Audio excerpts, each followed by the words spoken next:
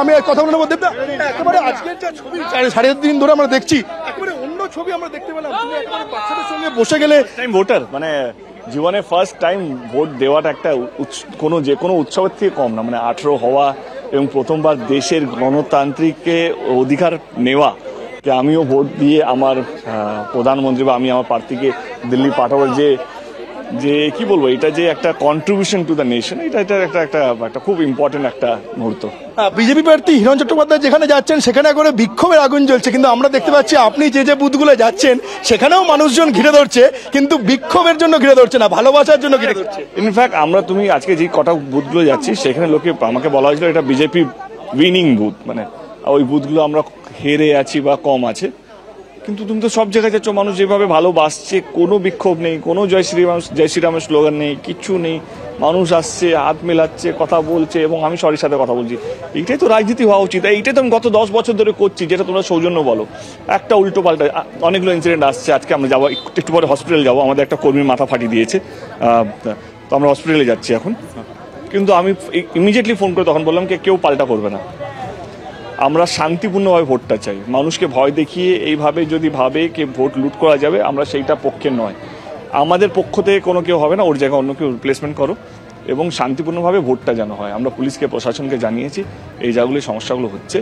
এখনও আমরা কি হয় নাকি, ইটস নট গান্ধীগিরি, কারণ আমরা এটা দেখে না মানুষ ভয় পেয়ে যায়। তুমি আমি যে লড়াই করি, এই এতগুলো মানুষ যারা ভোট দিতে আসছে, যে এই গণতান্ত্রিক অধিকার 3 মাস ধরে প্রচার, 5 বছরের পর একবার আসে, তো সেইটা সবাই সাক্ষী হতে চায়, সেটা সবাই সমর্থন করতে চায়। এখানে ভয় দেখিয়ে লাভ নেই। আপনার বিরোধী প্রার্থী হিরণ চট্টোপাধ্যায় কেন এত অ্যাটাকিং স্ট্র্যাটেজি কেন নিচ্ছে, এটা আপনার কি মনে হয়? কেন ও তো জানে ও হারবে, কেন ওর কাছে অ্যাটাক না করলে শিরোনামে আসবে। তোমরা কি দেখাবে ওকে? বলো, তোমরা কি পাত্তা দেবে? একদমই গণতন্ত্রের উৎসবে যে ছবিটা কাম্য, সেই বিরল ছবিটাই দেখা গেল। ঘাটালের তৃণমূল প্রার্থীর দেব, কিছুক্ষণ আগেই আপনারা দেখেছিলেন, এই মুহূর্তে দেখা যাচ্ছে দেবকে একেবারে কচি কাচাদের সঙ্গে নিজস্বী তুলছেন দেব।